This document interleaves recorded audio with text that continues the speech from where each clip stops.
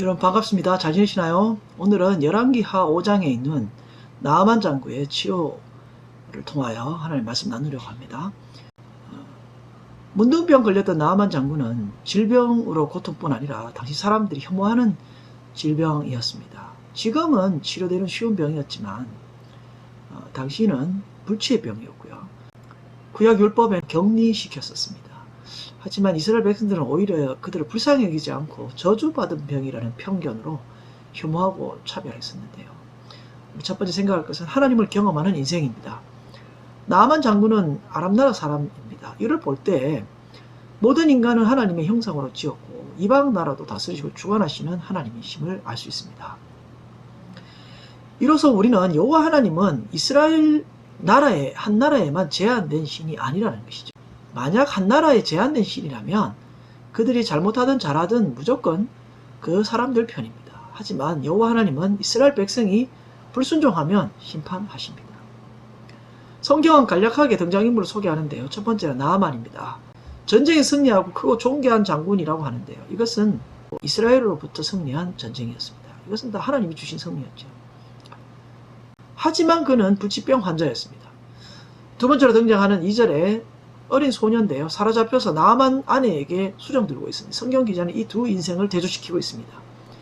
무엇이 두 인생의 차이를 일으키고 있습니까? 인간적으로 대단하지만 하나님을 알지 못한 사람과 비록 포로로 끌려와 타국에 종살이하고 있지만 하나님과 그의 종 엘리사를 알고 있는 어린 소녀였습니다. 결국 우리도 겉으로 보기에 세상 사람들과 똑같지만 하나님을 아는 사람과 모르는 사람의 차이는 엄청나다는 것입니다. 더욱이 하나님을 경험하는 사람, 하나님의 인도를 받는 사람은 인생의 가치관, 현실을 받아들이는 방법이 전혀 다르다는 것입니다.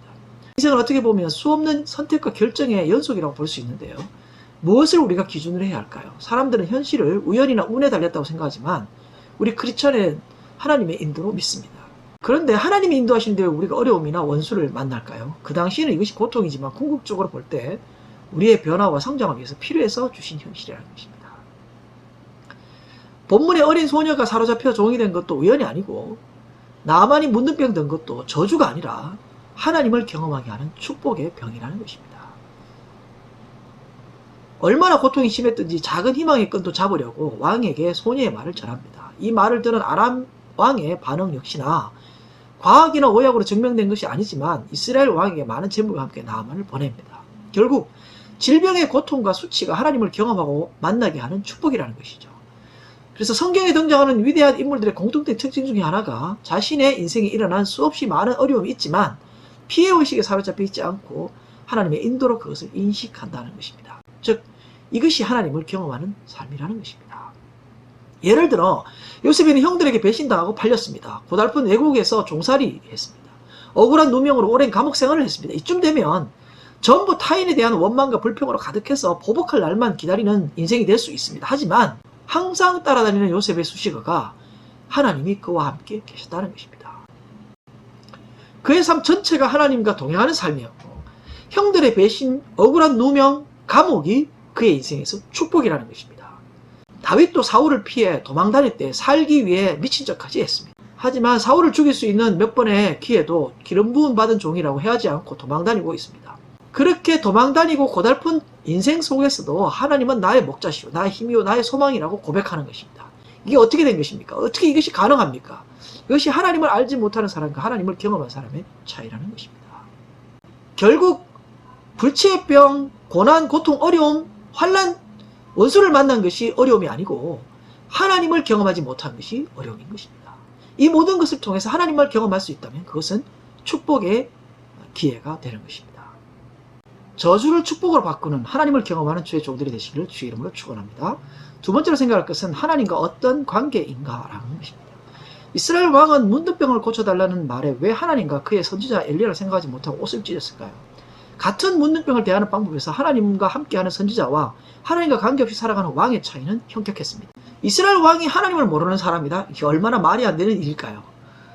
세상 권력과 부에 취해 하나님을 알려고 하지도 않았고 관심도 없었습니다. 항상 불순종하고 사랑하는 하나님의 마음을 아프게 하는 우상 숭배하는 왕이었습니다. 어떻게 보면 이스라엘을 심판하는 것이 당연하고 이것이 하나님의 공의와 정의입니다. 한 나라의 지도자가 하나님을 알지도 못하고 선지자를 통해 하나님의 뜻을 알려고 하지도 않고 기껏 생각한 것이 텀을 타서 시비하려는 것으로 옷을 찢었다는 것입니다. 세상의 모든 권력과 부를 가진 왕이면 뭐 하겠습니까? 무슨 의미가 있겠습니까? 하나님의 마음을 알지 못하는 가장 심각한 문제고 가장 슬프고 통곡할 일은 하나님과 아무런 관계가 없이 살아가는 것입니다. 하나님과 깊은 사랑의 관계가 되는 저와 여러분이 되시기를 주의 이름으로 축원합니다. 세 번째로는 11절에 등장하는 나만의 자기 방식대로의 생각인데요. 하나님은 인격자시기 때문에 형식적인 방법보다 관계가 중요하기 때문이죠. 자기 기준과 편견에서 벗어나지 못한 나만은 분노했습니다. 예수를 믿는다는 것은 하나님이 인도하는 방법을 내 눈에 어떻게 보이든 간에 그대로 따라가는 것을 의미합니다. 우리 기준과 생각을 버리고 하나님 당신이 옳습니다. 주님 저는 어떤 것도 상관없습니다. 주님만 나와 함께 있으면 괜찮습니다. 이렇게 전부 내려놓을 수는 없을까요? 왜 뭔가의 기준을 정하고 집착할까요? 우리는 우리의 기준을 계속 세우려 하지만 하나님은 우리의 기준과 생각을 무너뜨리려고 합니다. 내 기준과 생각에서는 받을 수 없다고 원통하다고 하지만 사실은 모든 주권은 하나님이시고 우리를 가장 잘 아시고 사랑하시는 하나님의 인도하심 속에 우리가 살아가고 있는 것입니다. 이렇게 인간적 생각을 벗어나 하나님의 시각에서 볼 때 하나님이 하시는 일을 경험하고 깨닫게 되는 것입니다. 예수는 내 제자가 되려면 자기를 부인하고 자기 십자가를 지고 따라야 한다고 말하고 있습니다. 원수는 타인이 아니고 하나님의 방법을 거부하는 우리 속에 있는 내 기준이고 내 생각인 것입니다. 우리의 생각 기준을 내려놓고 주님의 방법을 따라가는 주의 종들이 되시기를 주의 이름으로 축원합니다. 다음에 더 좋은 모습으로 다시 뵙겠습니다. 편안하십시오.